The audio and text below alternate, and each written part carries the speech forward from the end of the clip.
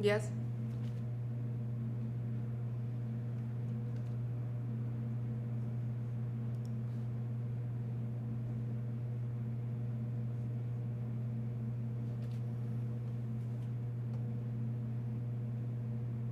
Mm-hmm.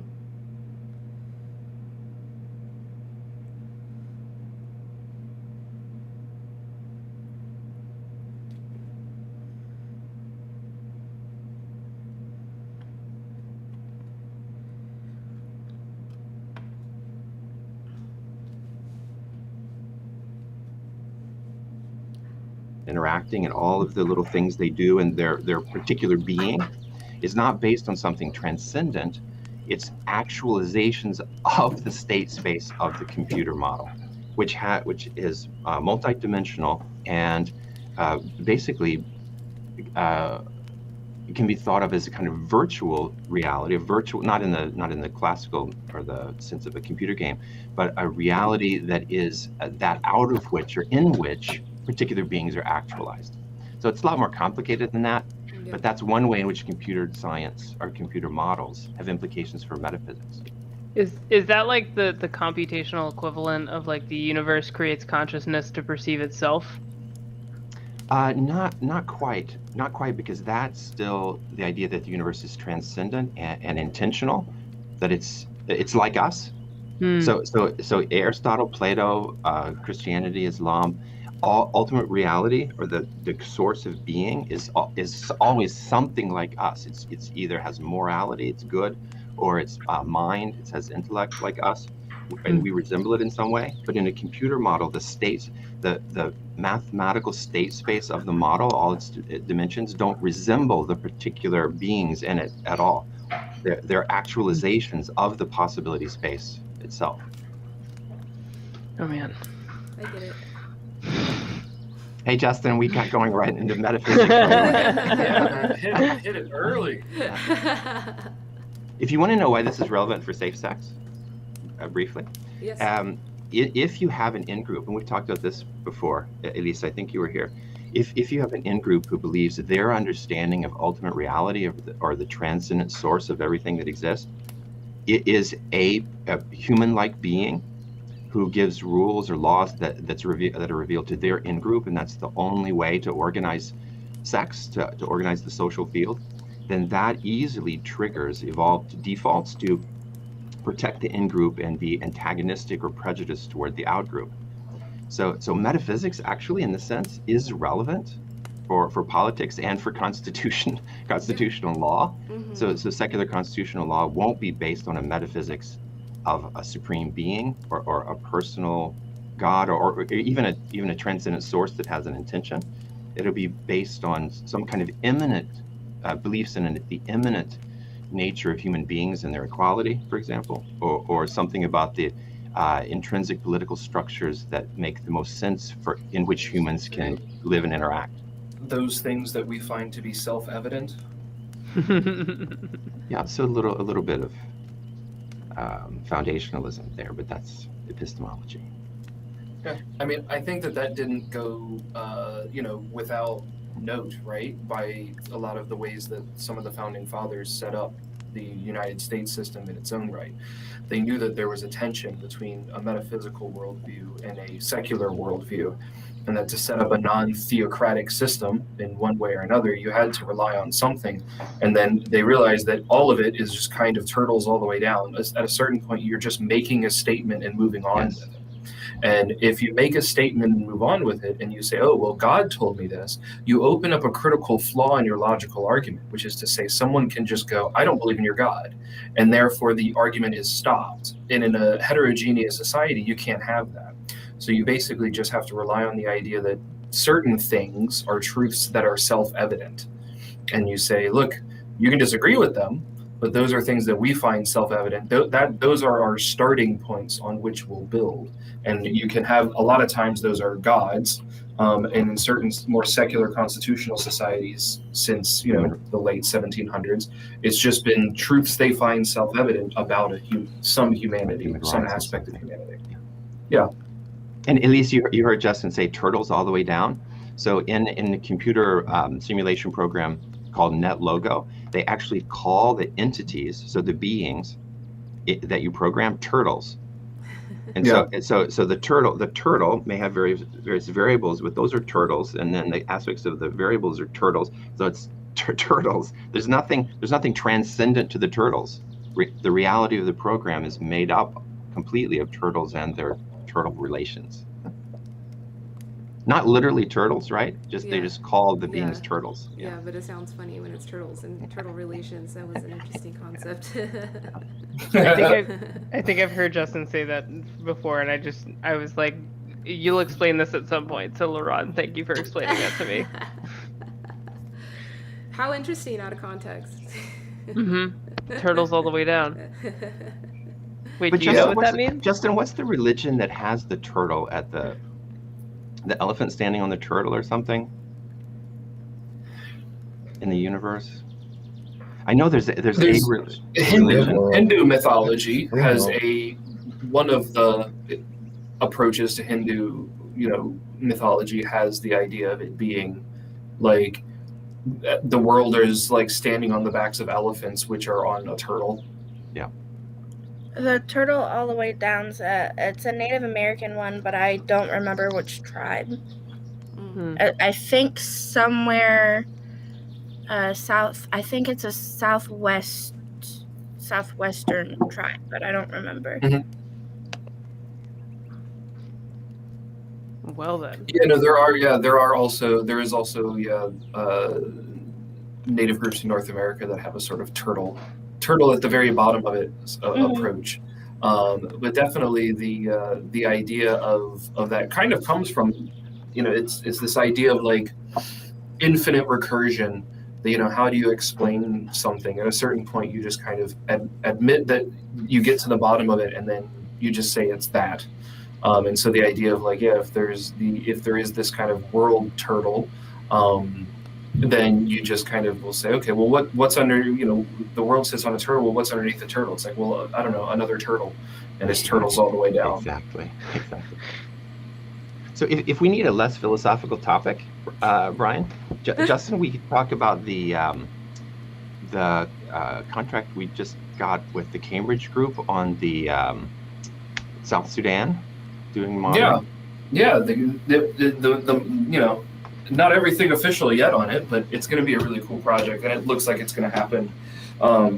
We're using one of our AI systems to work with scholars at Cambridge University to try and figure out how you can create like social policies to institute peace and reconciliation in areas of conflict. And the first three areas are Northern Ireland, the Balkans, and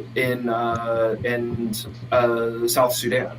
And so using one of our systems that has been successful in predicting violence in the contexts in which violence occurs, is going to be used. It's being supported by an anonymous philanthropy that's going to fund the project for a year or two, to have us kind of work with different subject experts that are in those conflict zones working, so that we can figure out tangible ways of helping those different areas to move forward and come up with like community policies and different ways of like helping those communities to figure out how to kind of like sustainably forgive those things that have happened in the past, right? That's a big part of this, is how do you create like a legacy, and how do you create like a mutual legacy moving forward when so much of the historical legacy has been violence and conflict? How do you create a stable legacy where everyone can kind of move forward together and try and create prosperity outside of that?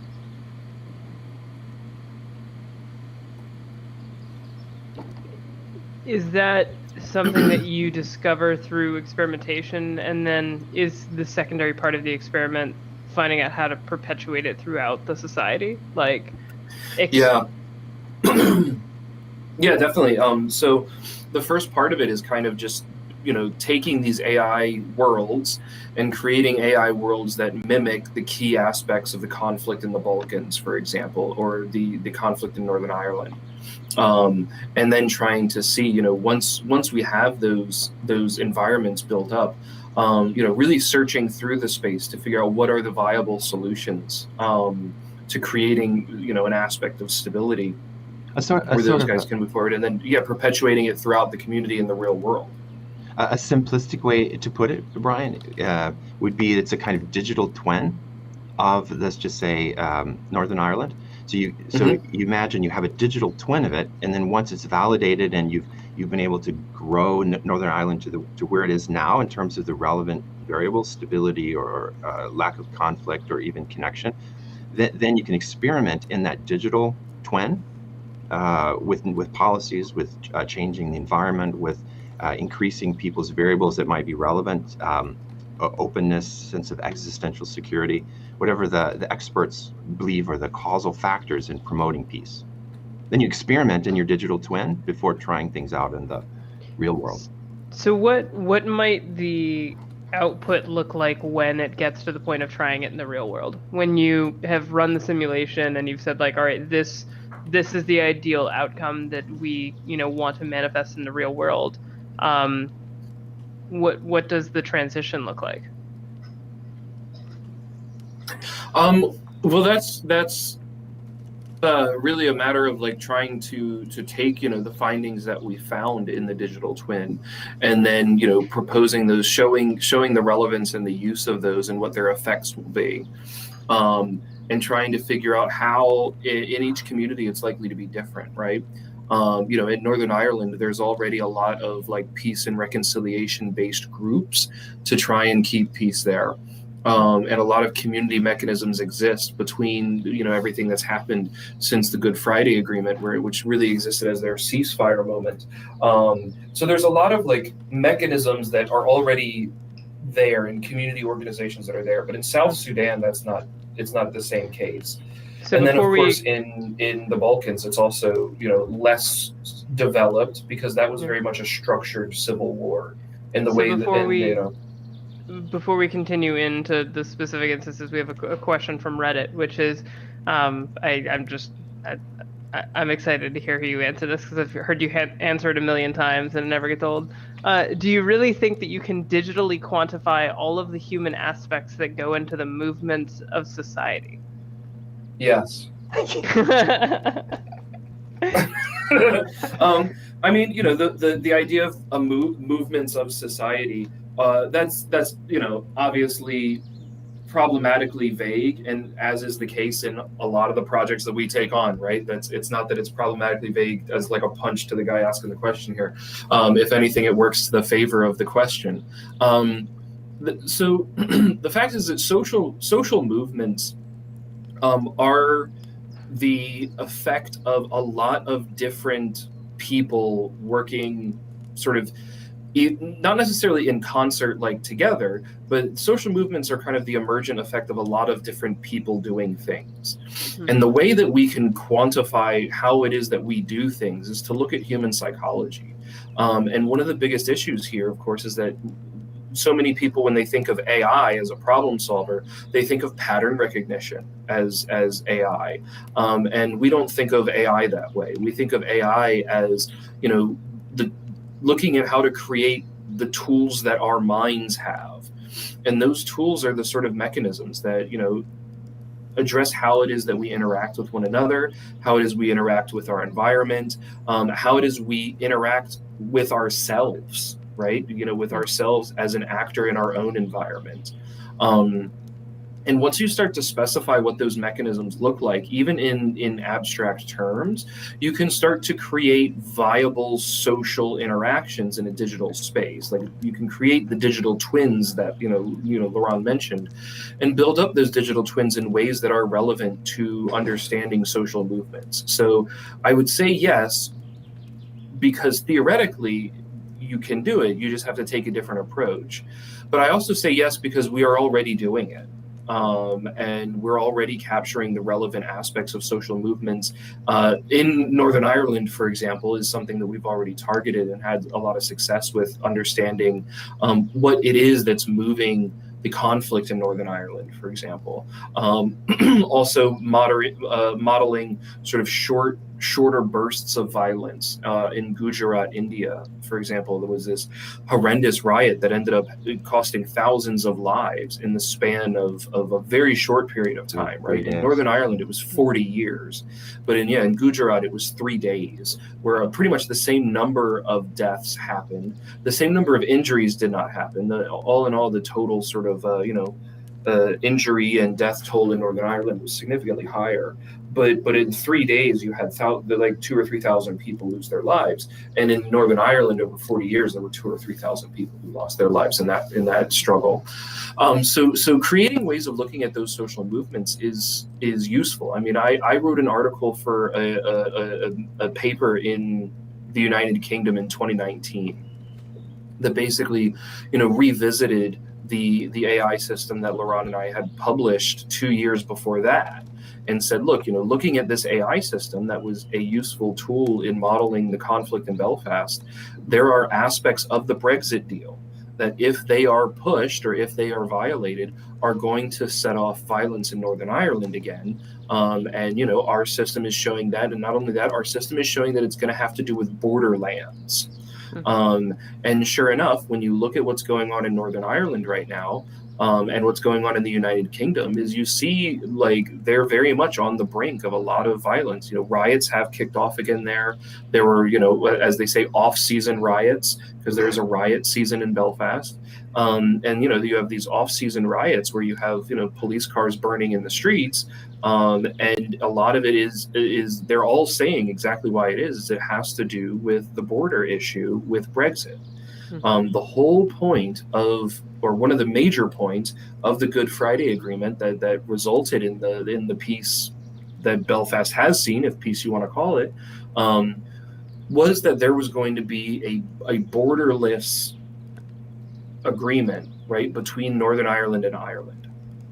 And they were going to say it's an open border. You can go in, and to this day, when I was living there as far back as 10 years ago, when you're on a bus from Dublin in the Republic of Ireland to Belfast in Northern Ireland, the only way that you tell that you've crossed the border is the street signs change the language, because in the Republic of Ireland, the street signs are still in Gaelic. And so you'll see the Irish Gaelic and English on the street signs, whereas in Northern Ireland, you only see the English in the street signs. Other than that, there's no border crossing, there's no check, there's just kind of like a sign that says welcome to Northern Ireland or welcome to the Republic of Ireland, and they kind of move on. But with Brexit, they have to figure out a way, because the United Kingdom has now left the customs zone.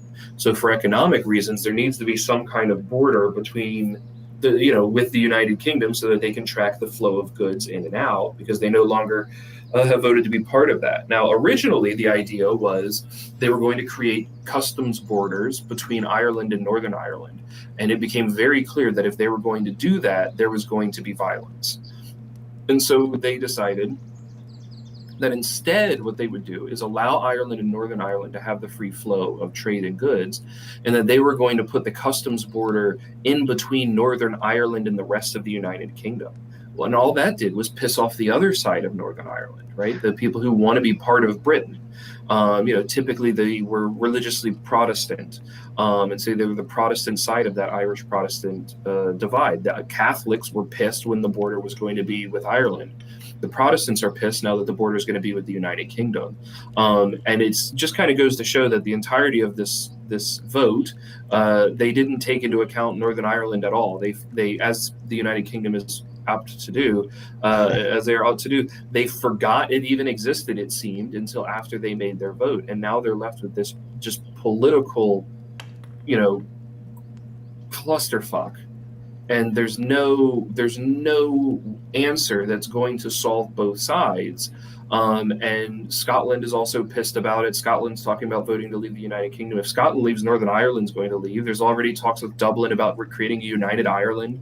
These things that 10 or 15 years ago were just dreams in the eyes of certain people in Ireland are now very real political discussions. And it's because they can't figure out a policy for peace, right? And so using AI to explore policies that maybe we haven't even thought of or considered could be a way of maybe easing a transition there, or dealing with the fallout of it, right? This project is happening while the UK is trying to figure out how to deal with its own issues. And so there's likely going to need to be a rebuilding of peace, I would say. This in 2 weeks, in 3 weeks from now, we'll have a better understanding of what peace is going to look like in Northern Ireland and where peace will be, right? Keep an eye, Google Northern Ireland on the 13th of July. Yeah. If I can swing back to fill out the question or the way I took the question initially, I think often when people ask this, at least sometimes what they mean is, can the computer model capture the sadness of a mother who's lost her son in the Northern Ireland conflict? Or can it capture the anger that Justin was describing? The individual on the Protestant side, for example, who's really angry. Can the computer model capture this sort of nuance and emotion and the quality of the subjective experience? So in a sense, yes, but that's not real. That's not really the point or the level at which the social simulation works. It's more, again, to really simplistically, if you think about a bunch of atoms or molecules of water, if you add a certain amount of heat with a certain amount of density or pressure, pretty consistently, certain things will happen, swirls or evaporation, or it will change its consistency. New qualities will emerge. So humans are not molecules of water. That's not the point. They're more complex. And their interactions are far more interesting, but still at a population level, there are relatively stable patterns that emerge. So if you put humans at a certain distribution with variables like Protestant or Catholic, with a certain density and with a border, like Justin was describing, even if we're not capturing the pain of every mother or the anger of every fighter, we're capturing the patterns that emerge in the tension and the struggle between the two groups. I don't know if that helps. Mm-hmm. Yeah, one of the ways that I kind of try and explain it to people is like, most people are often looking at behavior, what people have done, what they are doing, and using that as data to then try and re-predict it again, right? To try and find where the past is going to reoccur.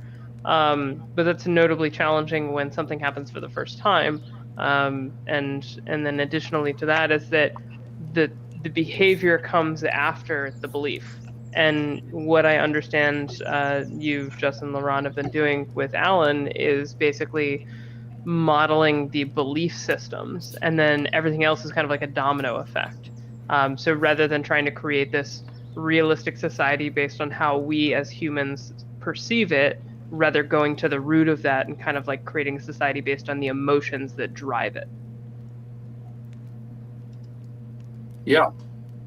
I don't know if that No, Yeah. nicely said. It includes the behaviors too, or at least some of the models also include behaviors. Mm-hmm. But it would be how either some behaviors are likely to lead to intensify certain emotions, or certain emotions under some conditions are likely to lead to certain behaviors. And even also putting that in a context, right? Certain contexts lead to certain emotions. Like one of the projects that I was like kind of tangentially involved in years ago was measuring people's heart rates using a device that could measure heart rates and GPS location. And they were measuring people's heart rates when they were walking through certain areas of Jerusalem. And so they would take Muslims and have them walk through the Jewish area. They'd have Jews and have them walk through the Muslim area and see like what is it they're looking at.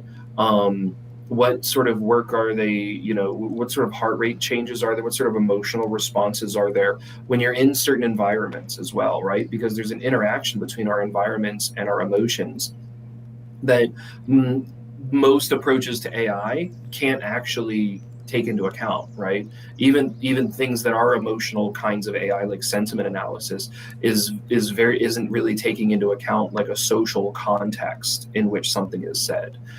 That's something that can really only be done with larger multi-agent AI simulations. And so from a policy perspective, dealing with conflict, so much of what creates conflict has to do with the social environment that you find yourself in.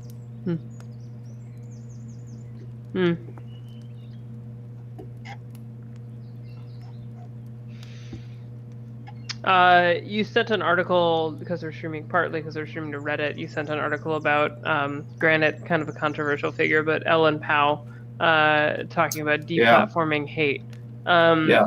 I actually honestly didn't understand that tweet when you sent it to me, because I was trying to quantify that with the work that you're doing with the other platform that I don't know if we're disclosing publicly. Not yet okay. disclosing publicly, but soon enough. That where, having people who get, so-called reported rather than banning them, forcing them to write an essay about something they don't believe in, because that's the research validated way of changing people's perspectives. So in the context of deplatforming hate, isn't that the opposite? Isn't that exactly what has been shown to amplify extremism? Yeah, to an extent. And I think, so the exact quote from Ellen Powell was, deplatforming hate works. It worked on Reddit in 2015, and now it's working on YouTube. And then she put out a paper, like she links to a paper called Deplatforming the Far Right, an analysis of YouTube and BitChute. And that was it. It was just an analysis of YouTube and BitChute, and argued that when you take somebody off of YouTube, then they go to BitChute, but they don't get the same audience. And so from a methodological perspective, right, the method of that study leads to the conclusion, YouTube is the largest streaming platform, for that material. So when you go to a smaller alternative platform, obviously you do that. But if you combine BitChute and Stream It and all of these other potential venues for people who, once they leave YouTube, they go, okay, well, I'm going to take the same content and I'm going to post it on 19 different platforms. There's actually a question as to whether or not their reach actually is smaller or not. It's hard to quantify that because you're not sure who's going to watch it on one platform and then watch it again on another. So there's the first problem is that study's not very conclusive in that regard. The second study is of the idea of deplatforming hate works is the idea that once you kick somebody off of Reddit for saying something, that they have changed their belief, right? So let's say, for the sake of argument, that there is a hate group on Reddit, and that group is then deplatformed on Reddit, and then you would then say, okay, yeah, we addressed hate. No, you didn't. You took hate and you swept it under the rug.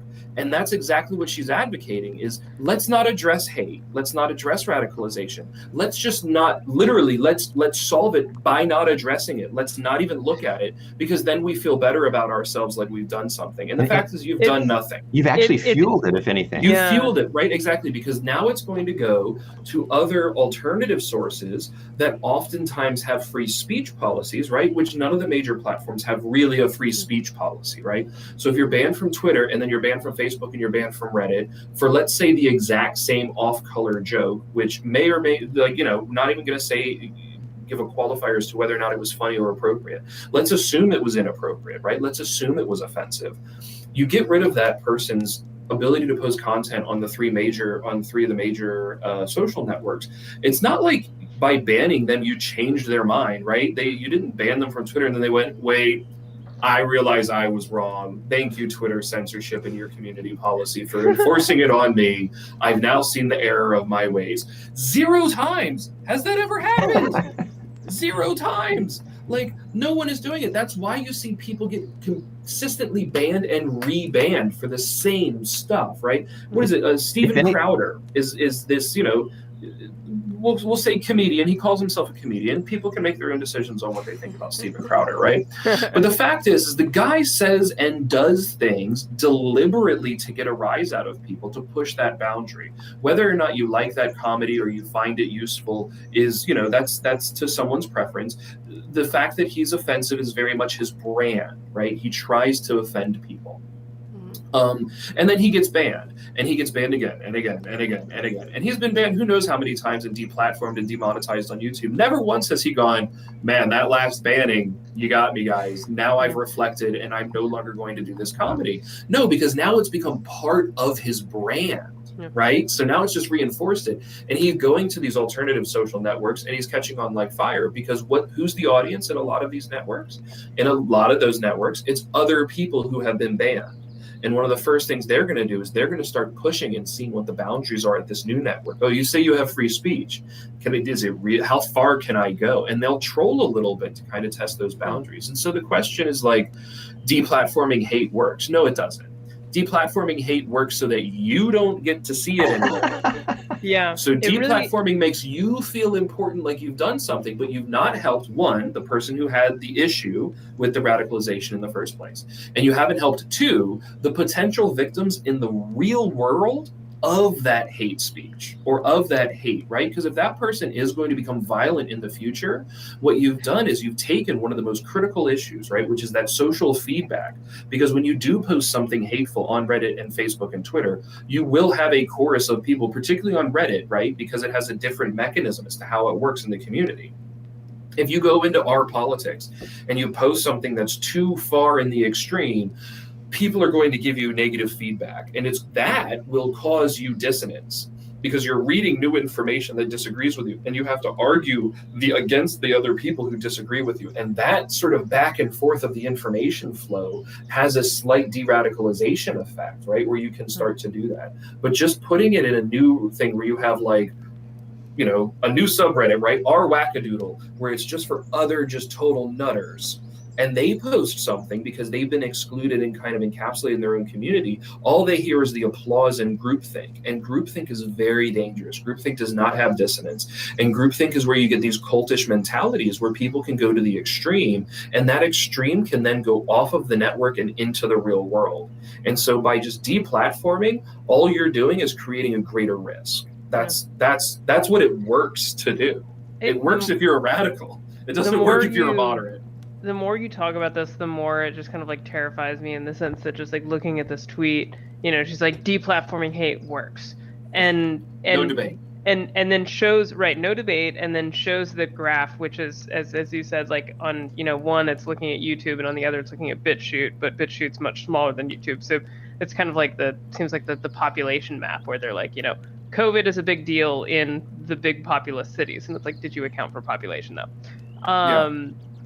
So she basically what she's doing is she's presenting, as many CEOs, and in her case former CEOs would do, is basically saying that like, based on all of the metrics that we use to look at something, we have succeeded. And because and all of the metrics ourselves to the things we didn't want to see. Well, because what you say that like it doesn't de-radicalize someone in the real world, and it's like, well, the real world is not quantified by shareholders. The real world is this thing outside of the thing that makes me money. And so you have a system that forces these layers of decisions to say it works. And it's like, it works within your little box of making my stock price go up. And that's it. Yes. Yeah. So like, for example, let's take this. In the graph that she showed in her tweet, right? They used the Alex Jones channel, right? Alex Jones was deplatformed off of YouTube in 2018, and then he went to BitChute, right? And so by deplatforming him, he went from approximately, just under 100,000 views, and then down, right, from a reach of over 100,000 to like a reach of like 1,000 to start, right? Now, one of the issues with that is you've deplatformed Alex Jones, and then you've created the Streisand effect. You've said, don't look at Alex Jones, and everybody goes, who's Alex Jones? Yep. Oh, what did he do? Why can't we look at him? And then you go through. Now, yesterday, Alex Jones was on the Flagrant 2 podcast with Andrew Schultz and Akash Singh, right? These two comedians. And in one day, 24 hours, he's gotten over 602,000 views, right? Now, how many of those views know him because he was deplatformed from YouTube, rather than being the guy who rants about the crazy conspiracies about like gay frogs or whatever it is that he's yelling about that particular week on his little channel on YouTube? A lot of it was just like a little corner where he became a laughing stock, right? He was like very much a punching bag for people who are generally rational. And now the world has kind of gone mad, and he's become this sort of representative of like, oh, there's these conspiracies and you need to know about them. Now people are looking for him because they know he's controversial. So when he goes on like, Flagrant 2, which is, just two comedians looking to like raise hell, right? And those two comedians are also fairly offensive and part of their own brand, right? But they're also not like a Steven Crowder kind of offensive. So they themselves are not being banned yet. But then again, Joe Rogan has Alex Jones on, and all of a sudden Spotify needs to stage a march out because they don't want to even hear Alex Jones. It's not that they want to debate Alex Jones. They just want to be blinded, right? So the idea that we're creating safe spaces, to use the university term, online is nonsense. It's only hurting the people that they're saying protects, and it's only protecting, as you said, shareholders for those organizations. Yeah. What we need to do is create de-radicalization pipelines. We need to allow those people to be on things. One of the things that Laurent and I have a colleague, Saiku, who we love to work with on different things, and he and I were having. I was going to say a whiskey. We were having several whiskeys. A whiskey bottle. Yeah, we were having a whiskey bottle, and having a conversation. And this was shortly after the riot, the riots, the protests, the death, the murder, whatever it was that happened in Charlottesville, North Carolina, right? The incident of Charlottesville, North Carolina, right? Where there was a protest, and then there was this march of like this, it was basically an alt-right march. And someone had driven a car into a crowd of counter protesters, right? And that set off another debate about the Confederate flag. And one of the things that Saiku said to us is he was like, no, I don't have a problem with the Confederate flag. I love the Confederate flag because it lets me know that I don't want to talk to you. Right? It's a signal of like, look, Saiku is a black man. He's an immigrant who's come from Africa and now holds, a very, very respectable position at a major university. He's the top of his field, right? Like, if you need president to do of the International Simulation Association. Yeah. The guy is just like, the top of it, right? He's really leading the thoughts about what's happening in simulation. And so for him, he's like, I don't have time to deal with people like that. I don't want to deal with people like that. People like that, they're going to look at me and judge me because of the color of my skin. I don't have time to deal with that. And for him, he's like, yeah, go ahead, put your Confederate flag on your truck. I know I don't need to talk to you. And I think that the deplatforming issue, right? There's signals that people put out online. And it allows you to know where they stand to an extent, right? And so when you have those signals online, those platforms, right? Reddit, for example, could create a system where it's like, look, you're posting a lot of like anti-Jewish hate stuff, and kind of figure out, look, let's try and engage with this person, right? Don't ban them. Don't try and do weird things like that. And don't try and get rid of them, because that's not going to change their beliefs, right? Mm-hmm. You don't want the same guy who you deplatformed to end up shooting up a synagogue, right? That's the issue of like, you could have helped them. And these social network platforms need to realize that they have a social responsibility to their social network. And they're just not taking that into account right now. They're denying it for the sake of their shareholders. Yeah. I had an idea, even for like when reporting happens, like someone reports something they see and then people go to Facebook jail or whatever. Like, I had an idea. Facebook jail. That's a thing, like. I know. I just love the word that's what they call it. It's Facebook jail. Like people say, I got out of Facebook jail. I was in for 7 days. It's like, oh man, what were you in for? It's like, a joke about the Clintons, or like, misinformation on COVID. That'd actually be a really great comedy sketch. But it's like related, but like having like talking circles be like the resolution for it. So if you're going to report someone, you're also going to be a part of that talking circle, because supposedly you're a victim, right? It's like criminal justice for the past couple of decades has been practicing these like kind of indigenous, methods of bringing the offender, the victim, and very other stakeholders together to have a talking circle.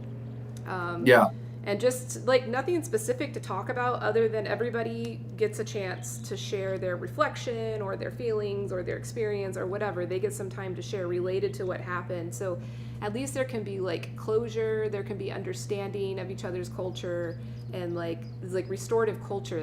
That's what they call it. I love it. Right. I mean, one of the interesting things and that so like Jared Diamond is an anthropologist that I like to read. A lot of his work I think is interesting, and he wrote a book called, what was it, the Day Until Tomorrow or something like that, and it was about what can we learn the day from before tomorrow. Okay, there we go. Day Before Tomorrow. And it was a book about like what can we learn from indigenous cultures about how to address like modern social issues, right? There's an arrogance in modern society that we know best, when in reality all we know is what we've done.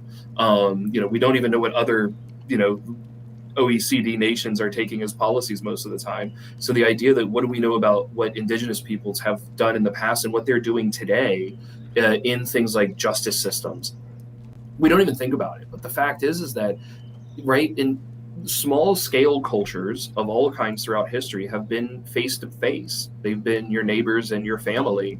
And so you have to have a different mechanism, because you have to live with that person for the rest of your life. So the way you restore that, the way you kind of serve some sort of justice there, is you rebuild the relationship between the people, because the relationships are the foundation of a small scale culture. In larger scale cultures, the justice system is based on not offending the other person, even though the other person is offended, right? If you steal from me, you still stole from me, but you don't need to give it back to me even, right? Like in the American justice system, if you steal from someone, you don't give the money back to that person. You give the money to the state, because you didn't offend me in the American justice system, right? You offended the state. The state prosecutes you. The state punishes you, and you're the one who brought against the crime against the state. When in reality, your crime was against another person or a community of other people. And we never worked to do restorative justice between the two people that were aggrieved, or the community that was aggrieved and the person who committed the crime. And I think that's horrible. When you look at social networks, the basis of the social network is supposed to be the network. The foundation of the social community is much like a small scale community. So I think social networks could really need to consider instituting a lot of the mechanisms that indigenous cultures have, and having that sort of like forced sit down in order to restore that relationship would be a great idea. I mean, I remember growing up in a really small town, and the parents making the kids do something very similar. If two of the kids got in a fight, you let them fight it out, and then when they're done, they have to, like, one of my favorite ones looking back on it was they would take the two, usually guys, just because we like to get in a little scrap now and again, they would take the two of us and make us sit down in a living room, like a large empty room, and stare at each other until you worked it out. That was the rule, right? It was like, you figure it out. You need to act like adults, even though we were children, but it's like, look, you're going to have to grow up. Like, world ain't going to be easy, and you're going to fight with people in the future too. So you need to figure out how to deal with this and deal with it without, fighting physically. So sit and look at each other until you can figure this out. And I think that sort of forced interaction humanizes the other person in a way that the social media landscape is prone to dehumanize one another. So I love it. We should come up with a list of indigenous practices that help to help for restorative communities that we could propose to social networks. I know, I would love to say which one it is, but I know of at least one social network that we are working with as a company that we have an active contract with that would entertain these ideas. And I think that if we did that, we could then try and push it I would do what I could to try and push it directly towards Reddit to deal with it that way as well too, right? Let the communities deal with each other. That's cool. That's the cool thing about Reddit. Let the communities deal with it. Yeah, it's like baked into the Reddit experience. Yeah. I'd love that. And we had another question which kind of loosely related. So if I go to the store and buy juice, there are regulations that force the seller to actually sell me 100% juice. How do we do that with news? And my thought here is that what you just talked about is like this notion of social responsibility, and what we're seeing is these decisions that are made based on, you know, the economics of it all, right? Like what, you know, how will the shareholders see this platform hate? And you're talking about trying to enact change from within a system that's controlled by a system that doesn't account for that. So like, aside from everyone leaving or like a unanimous petition, which maybe wouldn't even do anything, like what are your ideas for enacting, or have you ever run simulations on the platforms themselves to see how to get the platforms themselves to change? Yeah, I mean, it's hard to get the platform to change, right? Manipulating information on a platform is one thing, right? I mean, that's what everybody's always so worried about is, oh, the information flow along the network. Let's see where we can bottleneck it, insert it, and all of that sort of thing. But this is when an you're talking explicit. About, This is an explicit goal that we've had in mind, that we would create digital twins of the digital network, and then experiment with under what conditions do you get less polarization. Yeah, for sure. But I mean, when the question comes to how can you ensure that the news is factual, right? That there's a second layer of problem to the question that the guy asked, right? Which is that how do you decide what is factual at that time, right? Like there was a joke, I can't remember where it came from, but I saw it online recently that like Snopes institutes a new rating system which is called factual for now. Right, because I mean, and Laurent and I have seen this in some of our own research, right, where we were investigating misinformation on COVID with the Norwegian Research Council, and the Center for Modeling Social Systems there was working with Alan and Alan's technology to understand misinformation on Twitter, and one of the things we did was we supplemented this with a survey of the Norwegian population, right? We worked with Gallup on this to do like a full representative survey. And some of the questions that we were asking about misinformation, we were kind of like, you know, when we first created the survey, we were like, oh yeah, that's definitely misinformation. Things on like, you know, government, do you believe that there was a government conspiracy about COVID or something like that? And then at the time, it's like, oh, the lab leak would qualify for that. Now we're looking at the lab leak and everyone else is looking at the lab leak again. And they're starting to say, oh, well, maybe it was a lab leak. And so it makes you think what was misinformation a year ago is now becoming something that's debatable, right? You don't get banned from Facebook anymore now, oddly enough. The exact information is the same, but its truthiness has changed. And so there's a question as to how do you do that? And I think that when social networks were fun, it was because of the debate and the camaraderie and the respect that people had for one another. Now it's just who can dunk on one another the hardest in a political debate. And part of that, I think, comes from the fact that in our print and TV media, we've also just created dunk channels, right? Like CNN is the highlight reel of the left, MSNBC the same, Fox News is the highlight reel of the right, right? And so it's not like they're trying to have a debate; they're just trying to have a look, I'm right segment, right? They're trying to create that talking point that you can create. For years, the FCC, right, had a fairness doctrine, and basically it held that for things that are like controversial or issues of public importance, you have to present them in a way that's balanced and honest. Right, you had to have this idea that there was an honest, equitable balance to how you approach controversial social issues. So if you're dealing with something like, really, if you're dealing with anything like any political issue, you then have to make sure that the way that you're addressing it is at least, you know, offering a fair thing to the other side so that people can make their own decision. And now that's not the case. Right now it's the opposite. Now it's you present your issue and only your issue, and you try and deride the people who disagree with you. Or in the case of social media censorship, you ban the people who disagree with whatever that ideology is at the time, right? Wasn't it during the Reagan administration that was changed, if I remember correctly? It was around the Reagan administration, yeah. It was around the Reagan, like late in the Reagan administration, like late 80s, maybe early 90s or so. You know how, like, all right, so kind of rewinding back a bit to like, how do we enact change at the platform level when the platforms have zero incentive to be socially responsible? And you know how like back when Facebook was starting to be called out for a lot of its privacy issues shortly after Cambridge Analytica and all that jazz, Apple started to lean ever so delicately into this like PR kind of push of like we're all about privacy.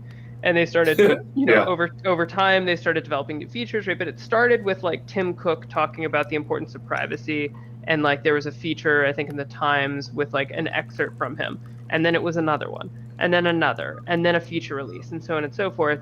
And what I'm wondering, and I'll share this on my screen right quick, this is Apple's stock price over the last 5 years. Mm-hmm. When did they start that campaign, and do they correlate? Yeah.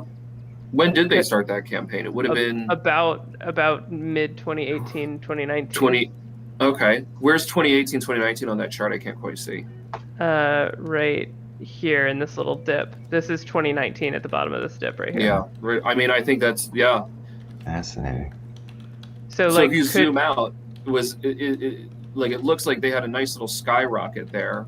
They kind of go through their different phases of their ups and downs, and I mean, people's privacy and their concern are a big deal for people, right? They want that, and they see that's an issue, and that's something that that other companies have tried to monopolize on as well. Like after Snowden, went to the media about what was going on with the government spying programs.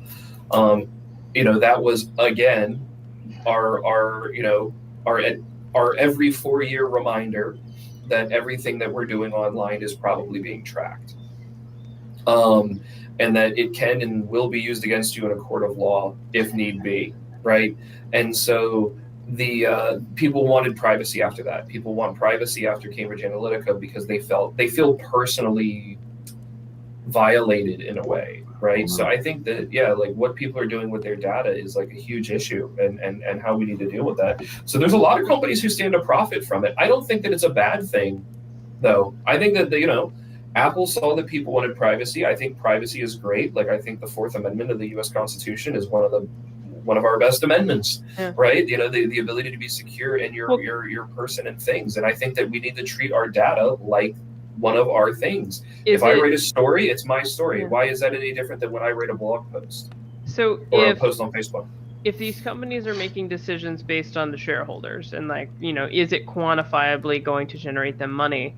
If you can then take stories over time, such as Apple's shift into privacy and talking about privacy, advocating for privacy, building features for privacy, enabling privacy, right? If you can map that transition of the company against their stock price, and then do that with several different companies in several different sectors, and show that, look, these companies have started to invest in these things that are perceived as like social good, right? And then you say, but look, there's a quantifiable dollar amount that we can attribute to it. Yeah. It's a really shitty thing to have to do, to kind of say like, hey, look, you can make money by, reinvesting in the community and doing restorative work. But if I don't think it's shitty. If that's the language they speak in, then okay. Yeah, but not only that, so I actually don't think it's shitty. I actually think it's a good thing. And one of the reasons is because, there's like Alan does a lot of work, right, in areas that other groups work that could potentially be nonprofits. And there's a reason that, for me personally, and I know LaRon and I have kind of spoken about this as well, but there's a reason for me personally as to why I prefer the structure of a for-profit corporation than a nonprofit corporation in this area. And part of it is that if you can find a way to profit from social good, you can expand that social good, right? One of the issues with an NGO is that you're limited to the nicety of others, and you're limited to the expendable income of largely the wealthy. And that means that you have someone that you answer to. In a for-profit corporation, you answer to your investors and your clients. And if your clients are like, hey, we need to do this, and you're like, yeah, well, I can sell you something that will help you to do social good, and you can make a profit at it, it means you can scale the social good in a way that you can't scale social good in a nonprofit paradigm as quickly or as easily. So I think if Apple can find a way to profit from doing something that's good for the community, that's great. Because on the one hand, it allows them to say, dude, this worked. We're giving privacy back to people, and we're doing it in a way that they're enjoying it. We're making sales. That one incentivizes them to do more of it, but it also incentivizes copycats on the market, right? Microsoft, or I guess let's say Google is going to be looking at this and be like, oh wait, how can we build in more privacy? Microsoft, how can we build in more privacy? A lot of the phone companies are also going to say, look, the iPhone's killing it because it has privacy features. How can we address the privacy features, right? And it's going to start to create, people are going to start asking questions where they're going to want to move towards privacy and away from surveillance. And they're going to start asking other questions like, wait, where is my phone made? Is my phone made in a country that's basically a surveillance state that's going to imprison minorities for looking different? And then when they come to the conclusion that, oh, my phone's made in China and the Chinese Communist Party is using AI to imprison minorities because they look different and are a threat to the Communist Party's power, they're going to start going, wait, we need to start doing this, which is going to push the supply chain away from those sorts of human rights abuses as well. So I think actually we need to reframe how we think about it and say, look, let's not profit at the expense of extortion, right? That's not positive profit. But how can we find positive profit in those things? It's just that they nail it. Like, good job to Apple. I still don't have an iPhone, but good job to Apple like for figuring out how to do that. I think it's beautiful. Well, that's how I've set up my business. I'm like very anti-nonprofit, and I've like worked in nonprofits in a lot of my like adult career.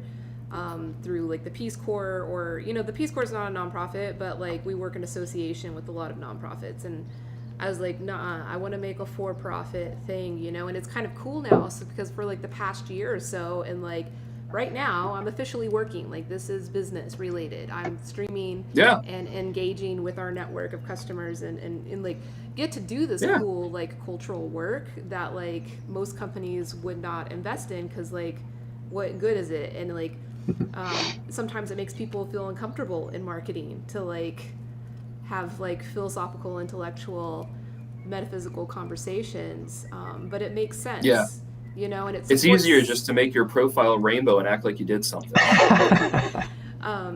Social cohesion, that's the word, that's anti-fragility, is social cohesion. And like if that social cohesion's there, and like people care about the environment, people care about other people, then my business does better, because like I'm doing the trade of these high quality products that affect people that are and they cost a bit more. It's a different perspective of understanding the value of it.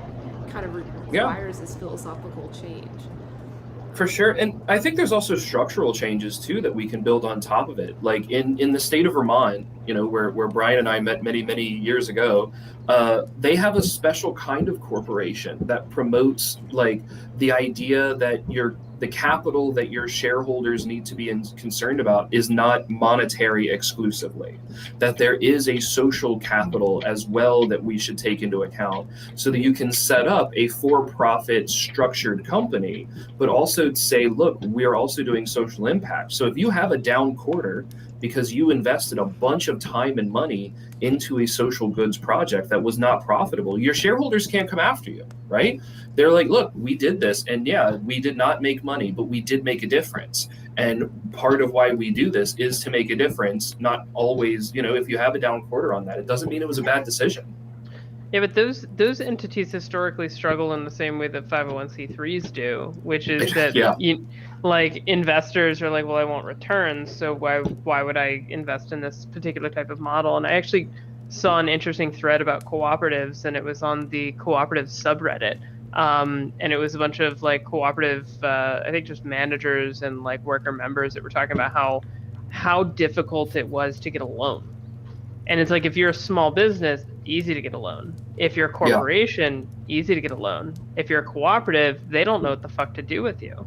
And recently we've been having this conversation because in a startup granting equities to the cooperative, they're very high paid attorneys were like, this is a red flag. And part of it was actually because if they granted equity to the cooperative, then they were concerned that there would be SEC issues, because the SEC would look at every single member of the worker cooperative as a shareholder in turn.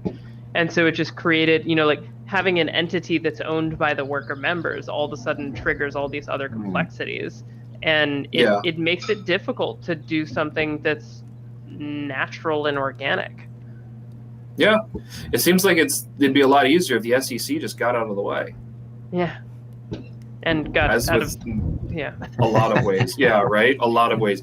I think that it's a make it or break it. Everyone from the moment Bitcoin subreddit has just come in.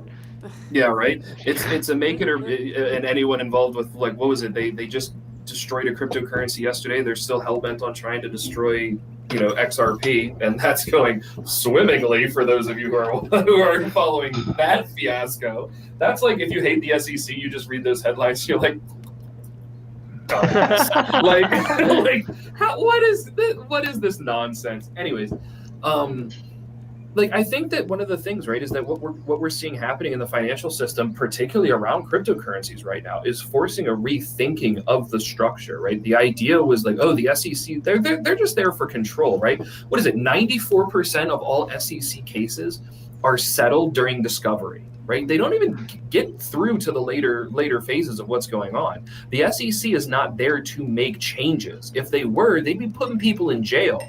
Right? What's the statistic? How many people were put in jail after the financial crisis in 2008, where they collapsed the world financial system? I think it was like 0. I think it was 0. I think is what it was. Yeah, they found and then for high frequency trading, they found one guy, right? That's something that every high frequency trading firm is doing, right? They're doing these statistical arbitrage runs. I mean, entire books have been written about this, right? On like Flash Boys, on how it is that they're front running markets in certain areas and then using dark pools and arguing that this is like healthy for the economy to have like these like hidden pools of trading cash that exist only in JP Morgan, sort of a thing, right? Like, yeah, that's healthy, sure.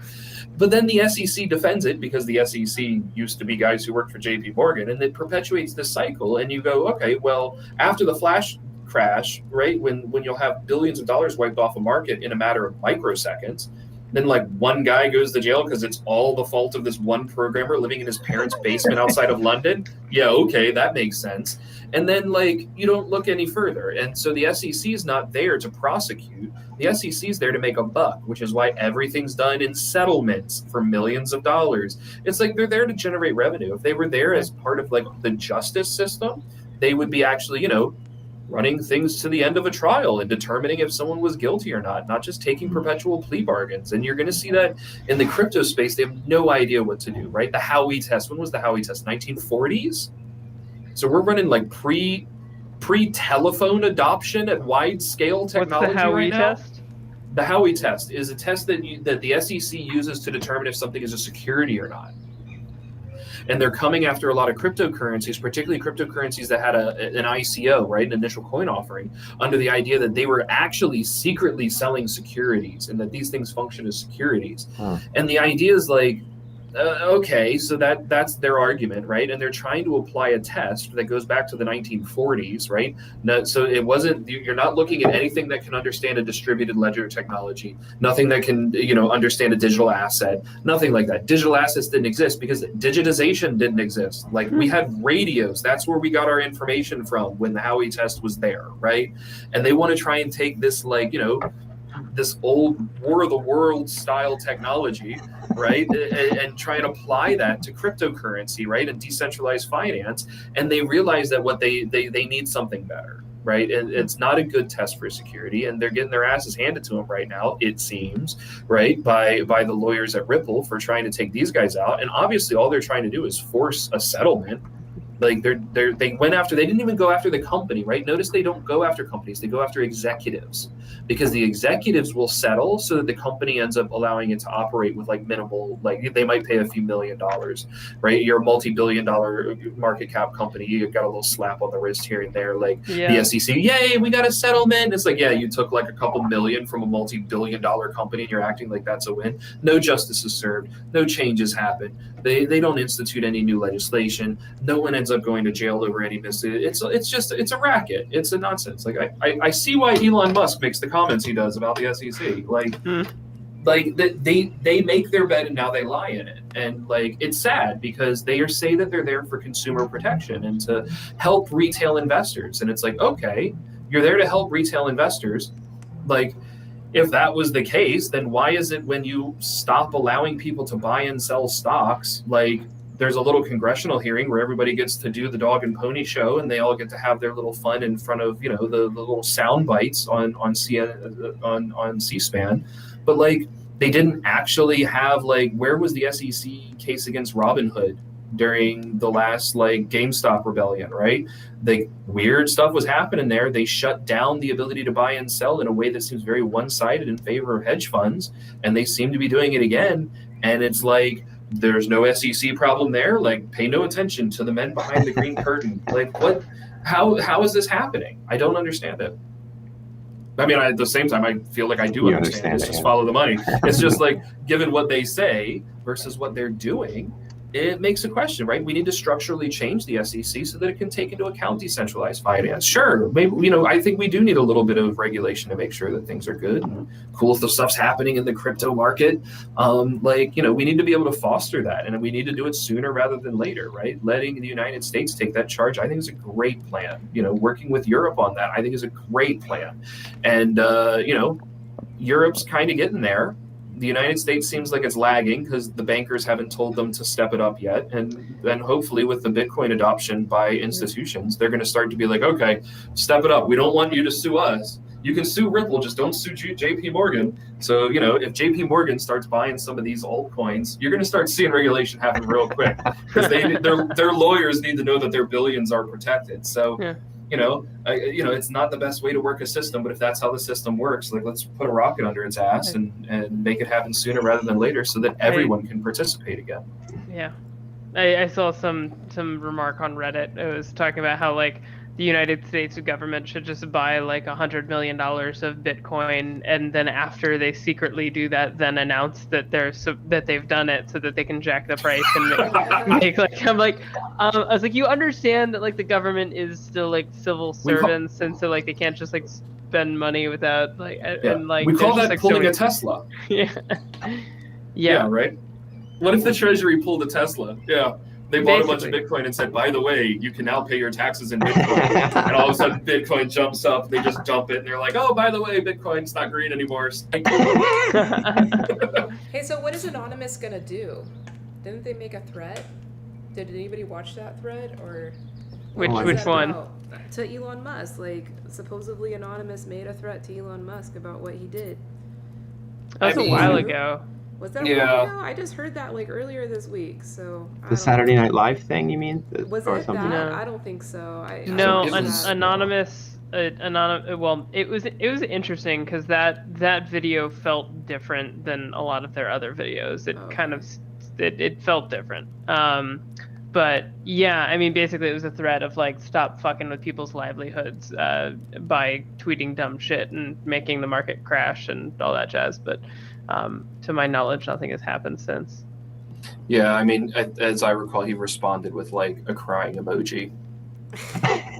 Right? He was just like, he doesn't take it seriously at all. And I mean, that's kind of like, Anonymous has kind of lost its teeth since it had its faction or its fracture back in 2016. Like, there are people that are still calling themselves Anonymous, but you don't see the flying kittens on Defense Department websites, like, or defense contractor websites in the middle of an interview like you did back in the day, right? I mean, that was like one of the most brilliant moments of a guy, oh, we're talking about internet security, we're great. And meanwhile, he's got like rainbow kittens all over his website. And it's like, dude, they got you. Like, those guys were brilliant. They were like the best in the biz, right? And then now there's been a lot of quiet, which is odd because there's been a lot of things that would appear to energize them from their ideology, right? I mean, they came out of Occupy Wall Street, so seeing we're due for another Occupy kind of movement. But my understanding from is that they couldn't decide whether or not they liked or hated Trump as a group. It seemed resounding that they didn't like Clinton. That wasn't the debate. Nobody there likes Clinton, but it was whether or not they hated or loved Trump, and he was a divisive figure and anonymous to the point that like the group kind of split and it wasn't really able to ever come back together around it. And so it's interesting to see in a post-Trump world, will they come back together, or is it too faction, much like most of our social networks, to really function in a positive way anymore? I don't know. It's interesting that an organization called Anonymous is having an identity crisis. Nicely said. Well played, man. Dude, it is like, and it's fascinating. That group always fascinated me from an identity and an organization perspective and from a political perspective, because they seem to have like an interesting yet emergent consensus on what their goals were and how they were going to achieve them. And then when they were presented with this divisive figure, they weren't sure whether or not that figure represented a mechanism for them to help achieve their goals, or whether or not that person was like the devil that represented all of their hatred of, like, you know, people who are getting bailout loans because of their father's name and all this stuff, right? You can see why it was. It's very interesting to see that consensus never really came back after he's gone either, right? Like, there's not really been any big, not that I'm aware of, I don't know, any big like anonymous actions like since Biden has taken office. Yeah, I mean, not since Biden. This Elon thing. I hadn't heard anything. Yeah, I mean, it would be interesting to see, right? Like, different countries deal with organizations of potential threat in different ways, right? One of the ways you can deal with them is you can prosecute them and you can try and get rid of them. Another way is that you can try and work with them. In the last few months, right, we've seen major critical infrastructure aspects attacked through cyber hacking, right? There's a cyber warfare going on. I mean, if you look at the statistics, like CNBC, by the way, did a cool documentary, I think it's on YouTube still, like 2 or 3 years ago, on how often China is attacking the United States. In like through the internet, right, using hacking approaches, like in cyber warfare. And the cyber warfare is just immense. It's massive, and it's happening all the time. And now you see critical infrastructure things starting to go down, and you start to wonder, like, okay, well, they hacked an oil pipeline, like one of the biggest pipelines, and it's going through an effect. It's like, if there were a group of people that could potentially be like the armed citizens of the internet, it could be a very interesting balance changer to do that. The Zebellion, remember I think I told you all about the Zebellion, the like...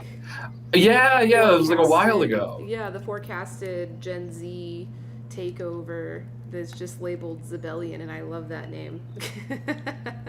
Yeah, that'll be an interesting one to watch. You know, you brought up Occupy, and that just made me think that, like, there's a new buzzword that I feel like is taking over a lot of the rhetoric that I'm specifically seeing on TikTok. Like, I don't know if you all have done any research with data from TikTok or sentiment. No, I let the Chinese party do that. Wah, wah. No, we don't do anything with TikTok currently, though. There's a lot of rhetoric getting out there and spreading and learning happening. It's interesting. I think TikTok's very interesting, but the word decolonize, learning, like, in the sense of like what's going on in financial circles and like sort of like the Occupy Wall Street movement was doing, or no, I'm just talking about everyday people learning about white fragility, learning about racial, like the construct of racism, and hearing people's stories directly. And it's just everyday people too, like that. Some of them are intellectualizing it, but not everybody. But the word colonizer and the action of decolonize has become like a buzzword, and a lot of people are talking about it, which is really kind of interesting. You know, I think that might be like the new movement, is like the colonizer mindset. And there's a lot of education involved in everyday people understanding that concept. You know what I mean? There is, yeah. Laurent and I actually did an interesting paper not that long ago where we found that a lot of the rhetoric around, and this is one of the things, I guess, to be wary of, is that a lot of the rhetoric online about colonization and decolonization, a lot of that is leading to authoritarian signatures. Like you are seeing an extremism on the other side of what we used to consider like the alt-right. There's certain signatures that you see like emotionally there. And then there's new signatures. Yeah. And there's new signatures that you see appearing, particularly around these issues of colonialization and the debates that are coming out of universities. I mean, I think that it's sad because it's to the detriment of a more needed conversation. So I don't know, like I said, I don't know what's going on TikTok, but my worry is that it's the same conversation that is happening on Twitter, and that's not a healthy conversation. It's a conversation largely that's coming out of universities of people with the greatest amount of privilege and the largest amounts of complaints, and they're not actually taking into account a lot of the issues that are happening on the ground. So I don't, yeah, but like I said, I don't know. I mean, having the real world stories is good. Everyday people sharing their experience, and because it's their platform, they can block people, they can remake content. So if you watch a video that's already been watched by 1 million people that's gone around and you want to make a reply to it, the app is intuitive for you to make a reply. And so there's discourse that happens, and it's public discourse, and people are getting empowered now to share their stories, and it's fragility. It's white fragility that you're talking about, that people are struggling in dealing with, because they take it personal. They take it as a personal attack that I'm not a colonizer. I mean, that was 5 generations ago, 6 generations ago. How dare you call me a colonizer? Yeah. And it's but I mean, but I think at the same, it's obvious why they take it personally. If your identity is tied to your race and you're being told by someone that race is a critical part of your identity, and then you say white people ... then that whatever ... whatever that's followed by is going to be taken personally by that person. So if it's, oh, you're a colonizer, then they're going to be like, what? I'm a what? And you see the same thing. You see the same debates about white privilege, for example, right? A lot of white people take that very personally when they're like, oh, well, you've got white privilege. And they're like, I grew up poor, the son of a drug addict, on welfare, and had to live on church handouts for years on end. Where was my white privilege then? And and they get personally offended because they're attacked as if because they understand the conceptual baggage that our society has around the race debate now. And they say, oh, well, it's not just the guilt of the white privilege that you may have had the one time that you applied for that job. It's all of the other things, right? And people they feel it's a response to the felt guilt, I think, right? When someone says, oh, you're a colonizer, it's not just about that debate. It's also about they feel that they're being blamed for George Floyd's death as well. And so they want to respond with I wasn't there. I didn't have, I couldn't have affected that. And so it goes to the idea of in biblical terms, right? You could be punished for the sins of your father and the sins of your grandfather. You can do, to the 4th generation. Oddly enough, for an atheist group, you can do the same thing in North Korea. But there's these questions, I think, of a lot of people are worried that the debate's not happening about what's going on now, and that they're trying to reframe the debate in a more ideological position. And then the background that happens with it makes people feel guilty, but it doesn't trigger the psychological mechanisms of guilt. And so there's a dissonance there that's resolved by what some people would refer to as either, I would say a psychological reaction. I don't know. I've read enough of, I'm forgetting the author's name now, who wrote the book White Fragility. I think she's very good at writing books that she can sell. As opposed to having this might be an interesting topic for 2 weeks from now, to include also the moral foundations. I think this would be interesting. Exactly. Yeah, that was where I was speaking of feeling some guilt. Justin and I, in 2 weeks, will be on the island of Lesbos, Greece, doing research with the group on pro-sociality and ideology. Mm-hmm. But we're still going to get up at 6 a.m. To be with you guys. Sunrise in Lesbos. Awesome. And Lorraine and I will be together. We'll have to snuggle really. We'll have to snuggle really close to get on the same little screen and yeah, it'll be fun. That's true. It's the first time I would have seen Lorraine since before the pandemic started. Before times. Yeah, I haven't actually, Laurent, I guess I haven't actually seen you since I was in Norway last. Wow. That was like weird. 2.5 years ago. Every day. Jesus. I know, right? Yeah. I had that happen with Jim, where like Jim and I talk on a near daily basis, and the first time that I saw him in person after we'd all been vaccinated, I was just like, I'm tripping out right now. You're in 3 dimensions. Like, you're here. I can touch you.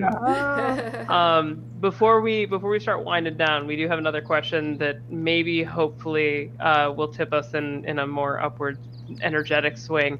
So the question is, what current or past societies worked well? Follow-on question. Are societal issues just a manifestation of fundamental rot in the human psyche, such as greed and envy? They worked well when and for whom? I mean, and under what conditions? Yeah. And under what conditions? Because like back to safe sex. I mean, if you go way back to really small scale societies and like 40 to 70,000 years ago. So, I mean. So some of these societies worked really well for Homo sapiens sapiens, but not so well for Neanderthals, right? Or not for some of the groups. And then as the environment changes and there's different resources, then society has to shift. I mean, civilizational forms have shifted over the millennia as people have had to adapt to increasingly, or often increasingly hostile conditions or easier conditions. Yeah. What about matriarchy societies? How do those perform? Say again? Matriarchy societies. I heard that it's thought that all of the original societies of our species were matriarchy, that's I mean, depends on what depends you mean. On how you define it. There's certain patterns that suggest interest, so in not only in human societies, but in most human societies, but in all primate societies, actually, there's typically the case where it's more likely that the male will leave their group to join the female. And that's one of the arguments I know that's been made for pushing matriarchal societies. But when it comes to more like power structures and power dynamics, in ancient, in prehistory, there's not that there's great archaeological evidence for much of anything. But there's not a lot of evidence that was the standard. There are a few matriarchal societies that still exist today. There's one I think it's in Nepal. It's in the Himalayas, and it's very much a matriarchal society where a lot of people are like, oh, those don't exist. It's just a fiction. It's I don't know. The more you look at it, the more you're like, no, that's matriarchal. The women hold the power, the women are head of the household, the women are running the money, the women decide, who's doing what and with whom. Sounds like matriarchy. Yeah, right. Yeah, it sounds like matriarchy. And they get to have multiple male partners, and the men are still the ones that are courting the women. So even from a sexual perspective, it is very much, it's not just a female choice in the sense that it's female choice but constrained by mate guarding on the behalf of males, which is generally the dominant sexual institutional structure. Polyandry. It's polyandry, yeah, exactly. It's a matriarchal polyandrous society, which is very interesting. And I think it's an interesting question to ask how unique that is amongst those matriarchal societies. So when matriarchy does happen, are they also polyandrous? So does it all just go down to sex and mate guarding? Yes. And in some societies, it tips the balance. And when the women take the sexual power over mate guarding, not just the sexual power of being able to have more than one partner, because in the US, there's that now, but there's this mate guarding aspect that manifests itself in a lot of ways, one of which I think in a post hoc ways, slut shaming. But in those societies where you have real matriarchy, do you also have a full sexual freedom for women? And is there also a balance? In the matriarchal societies in the Himalayas, the men are not allowed to have, or it's frowned upon if the men have multiple female partners. It's the opposite, right, of what we have in the US, where you're the big man if you have a bunch of women, but you're a slut if you're a girl having a bunch of men. The opposite is the case in these societies, right? Where you're the head woman if you have a lot of men, but if you're a man who has a lot of women, you can't be trusted. I don't know if it would be exactly like that, but it would be more of a balanced thing where communication and, but like I think the men would still have power. Obviously they have strength, right? Like even in a matriarchal society, like the men still exhibit power and have power dynamic in the relationship. Like from a physical, strength side, just by nature of being biologically larger. Yes, people always cite that's the reason why we're in a patriarchal society right now, is because men have strength, and that's true. But part of it, it's also aggression. Yeah. Sorry. It's not just that we're bigger; we're also more aggressive. Mm-hmm.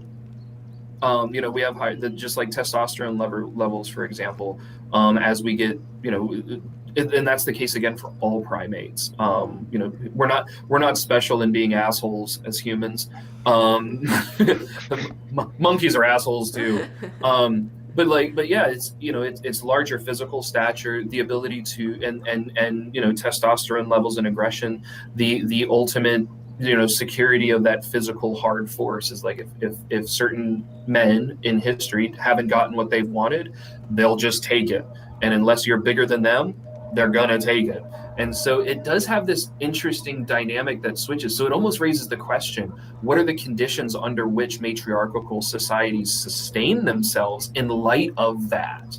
Right? Do they have to, does it have to be a society where the women just are of same size or of similar temperament? Does it have to be a lower testosterone society? There's societies showing that in America, testosterone levels are plummeting. And so it almost makes you wonder, is that going to have a fundamental change in society? Or are some of the fundamental changes in society what's resulting in lower testosterone levels? So in more equitable societies, everyone keeps holding, Laurent's beloved Norway and places like Iceland, right, as very, gender balanced societies. Are the average testosterone levels in Norway lower than they are in, let's say, Russia? Right, Slavic societies are very very patriarchal, and so I wonder, are Slavic people, do their men have higher testosterone levels than Scandinavian men or American men? And then do you see the same thing in political differences? Are woke guys, do they have lower testosterone levels than non-woke guys? That would be a great study. Yeah, that one's gonna get on the news somewhere. Sure, if you have the money, we got people who do this. We know people who can do testosterone level testing and stuff. If you can come up with the funding for that, I'm sure we can figure out we can get the people and the infrastructure to do that. Can you do a mouse model of woke millennial mice and whether or not their testosterone levels are elevated? Can you the worst is that lab mice are all white too. Oh my goodness. Oh, and we've reached a new low. Does it have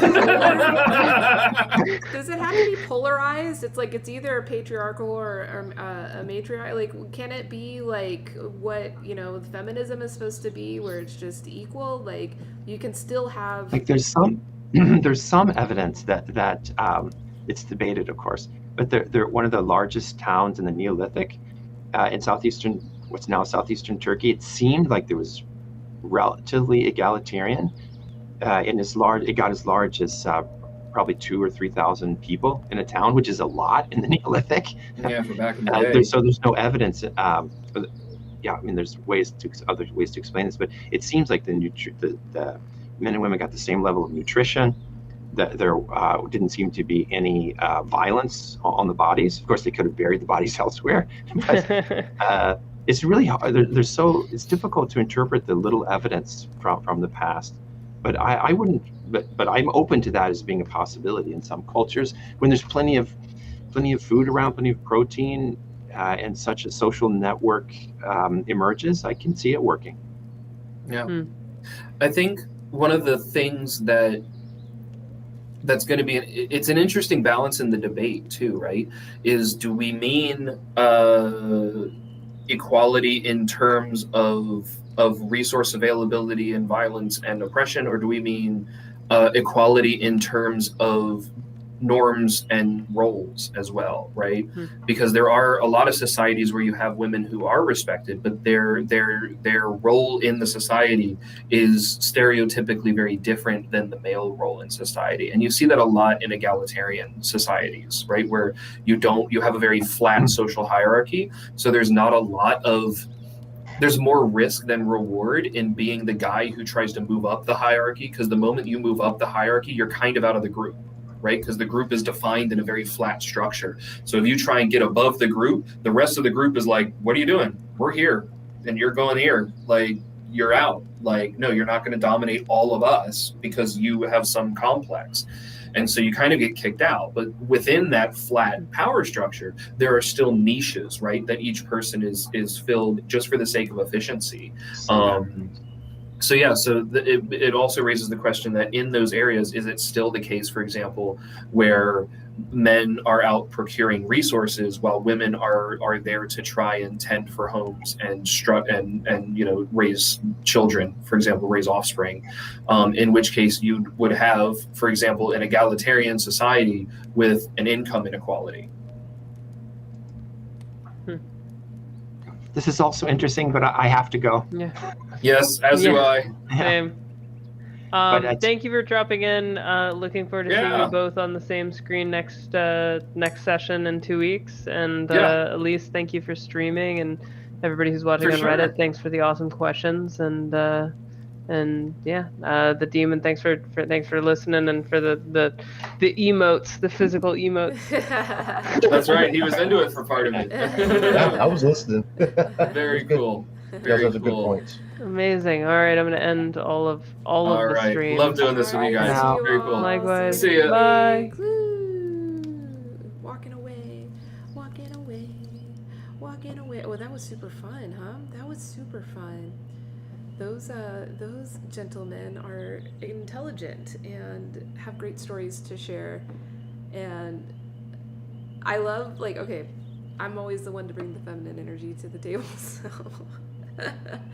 I was very happy to hear their perspective on matriarchal societies in that discussion. And Heather, thank you for being here with us today. You contributed a lot of great discussion, and I'm so happy that you were here to experience that. This is a special thing we do every other week. You know what I should have done was actually put the link, but next time you can come. You can actually come into that Topia world and be a part of the discussion in real life. Like, it's open to the public, you can come.